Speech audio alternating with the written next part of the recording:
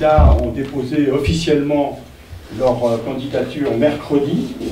Nous avons attendu jusqu'à mercredi, et comme dans l'espoir d'avoir des candidatures de rassemblement, il n'y avait plus de possibilité d'accord, et donc on a officiellement donné notre candidature en préfecture. J'ai toujours eu une affection particulière pour cette partie de la circonscription, où j'ai été élu à 2 reprises, et qui à l'époque, en 1978, allait d'Aigues-Mortes à Bagnols-sur-Cèze.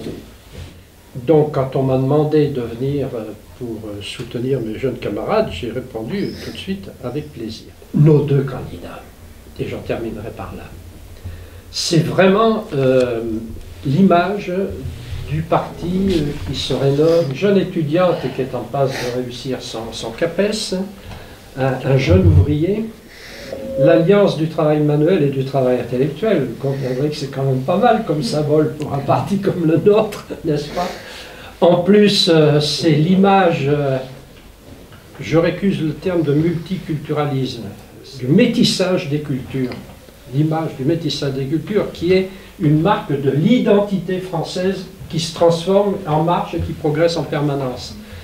Culture à la fois arménienne, hongroise, indo-chinoise un peu aussi, n'est-ce pas, hein? Ouais. Un peu, et puis sévenole et française. L'image du parti, et puis donc la jeunesse. Comme quoi, vous voyez, les partis, en tout cas le nôtre, sont capables de se rénover et de donner un visage nouveau. Voilà, je leur souhaite donc bon vent. Nous allons faire en sorte que le vent de l'espoir souffle le plus fort possible pour qu'ils aillent le plus haut possible dans le résultat. Je leur souhaite bon succès. Merci. Nous sommes dans la dernière ligne droite de la campagne. On a déposé notre candidature mercredi. Et maintenant, à 3 semaines du premier tour, c'est là que nos efforts vont s'amplifier. Nous l'avions dit ici en novembre, lors de notre déclaration de candidature, que ce serait une campagne à plusieurs. C'est vrai, ce n'est pas facile de mener campagne en étant salarié, ce n'est pas facile d'être candidate et de réussir l'écrit du CAPES d'anglais, comme vient de le faire Léa. Je tiens donc à remercier tous les camarades qui se sont investis pour nous. Je pensais tous vous citer, mais je pense plus particulièrement à Michel, notre directeur de campagne. C'est la dernière ligne droite et nous allons aller de l'avant, comme nous irons de l'avant après la campagne. Aller de l'avant, c'est être à l'offensive sur des sujets majeurs concernant notre territoire. Je pense à Laurette et l'association du TER. Je pense aussi à Elian sur le musée Albert André. Je pense aussi à Michel Vessé sur le quartier des Escanaux. Pour conclure, les communistes se battent tous les jours pour le progrès social, humain et écologique. Nous le faisons pendant cette campagne et nous continuerons après. Face à la politique que s'apprête à mener le tandem Macron-Philippe, il faudra un maximum de députés communistes pour défendre les citoyens les plus fragiles de notre pays. Élire Léa comme députée, c'est la garantir de porter leur voix à l'Assemblée nationale. Bonjour à tous, merci d'être venus pour le lancement officiel de notre campagne qui a commencé, comme l'ont dit Bernard, Michel et Fabien, au mois de novembre dernier quand même. 8 personnes dans le monde possèdent autant que la moitié la plus pauvre de l'humanité. C'est fou, hein? Et ça me semble important comme entrée en matière parce que, en fait, tout est là. La vraie bataille, c'est celle du partage des richesses. Et le clivage politique qui se fait entre ceux qui pensent que c'est normal qu'une poignée de nantis possède tout et ceux qui pensent que les richesses peuvent et doivent servir à développer le progrès social, la santé des gens au travail et dans la vie, la paix, l'éducation, les services publics, une vraie transition énergétique. Et tous ceux qui nous expliquent à longueur de temps qu'il n'y a pas assez de richesses pour assurer une retraite décente à tous ceux qui ont travaillé et créé des richesses tout au long de leur vie, qu'il n'y a pas assez de richesses pour permettre à nos enfants d'avoir tous les mêmes chances, qu'il n'y a pas assez de richesses pour nous permettre de nous soigner correctement, de nous loger correctement, de nous nourrir correctement, qu'il n'y a pas assez de richesses en fait pour nous permettre de faire preuve d'humanité, de solidarité, de fraternité. Ceux qui disent ça mentent, ils ont tort.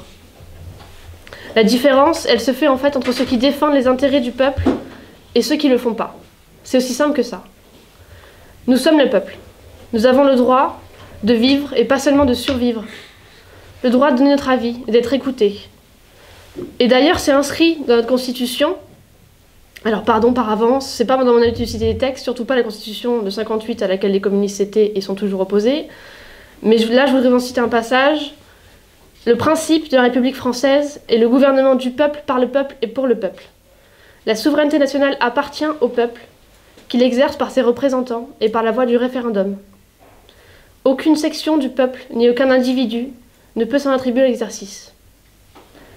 Et aujourd'hui, rien de ce que je viens de citer n'est vrai. C'est la meilleure démonstration du fait qu'il est temps de changer de république, de manière de faire les lois, de faire la politique. C'est l'ambition des communistes, dont Fabien et moi sommes les porte-voix pour cette campagne, faire enfin entrer le peuple à l'Assemblée nationale. Cette ambition, nous ne pouvons pas et nous ne voulons pas la réaliser seuls. Nous avons conscience que le rassemblement des forces de gauche, des forces progressistes, est le meilleur moyen de faire gagner le peuple en ces élections législatives. Une question, vous avez évoqué dans le discours, après l'échec de l'union avec la France insoumise, le fait que dans certaines circonscriptions, les communistes se sont retirés.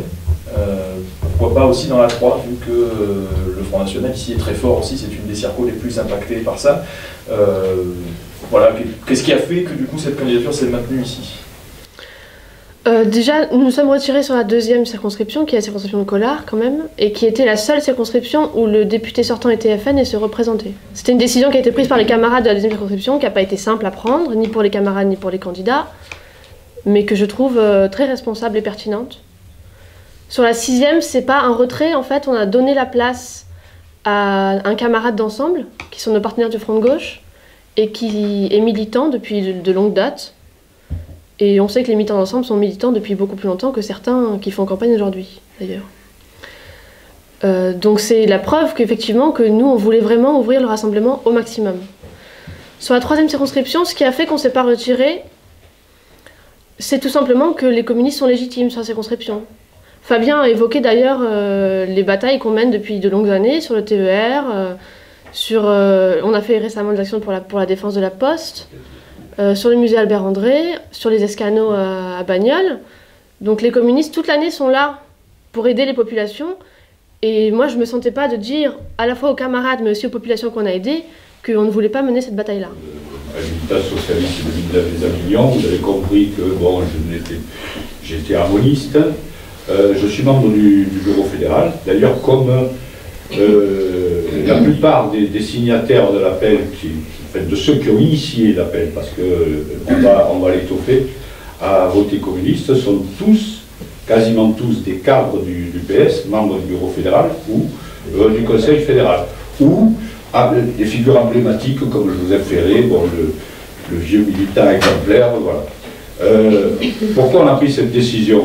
Ben, on a vu, on sait ce qu'est le risque du gouvernement Macron. Donc pour ça, bon, on a tellement de valeurs communes avec les communistes, ça nous paraissait évident de faire la campagne des communistes, parce que ce n'est pas qu'un appel, c'est aussi la volonté de participer concrètement à la campagne, distribution de plaques, collage d'affiches, si vous en avez besoin, voilà. Donc, et on vous remercie de nous avoir accueillis ce soir, aujourd'hui. Nous avons été rejoints par d'autres gens qui partagent nos valeurs et qui sont loin d'être tous communistes. Notre comité de soutien, présidé par Bernard Deschamps, le reflète bien, comme l'a dit Michel. Environ 170 personnes, dont près de 70 ne sont pas encartées. Et nous avons d'ailleurs cette semaine reçu le soutien de plusieurs socialistes à titre individuel, je m'en réjouis.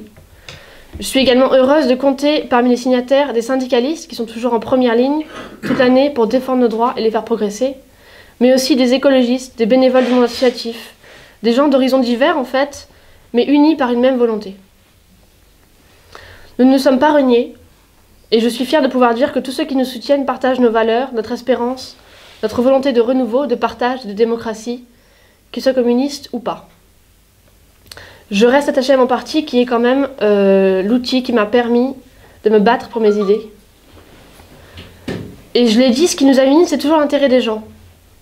Pas seulement pendant les campagnes électorales d'ailleurs, mais tout au long de l'année où nous sommes aux côtés des populations et notamment des plus faibles. Nous n'oublions pas où sont nos adversaires. C'est la droite et l'extrême droite, c'est clair. Ce sont ceux qui possèdent tout et qui ne veulent rien nous donner. Ce sont ceux qui nous divisent pour nous rendre plus faibles. À un moment où la guerre partout menace, nous exigeons la paix. À ceux qui essaient de nous diviser, nous opposons la solidarité. Face à ceux qui veulent réduire les droits du peuple et la voix du peuple, nous continuons à espérer, à agir, à construire, à avancer. Nous ne pouvons pas attendre qu'on nous donne la parole, à nous, le peuple. C'est à nous de la prendre. C'est à nous de décider que ça a assez duré. Nous sommes plus que jamais à la croisée des chemins. Le changement de société est possible. Ensemble, faisons entrer le peuple à l'Assemblée nationale. Merci à tous.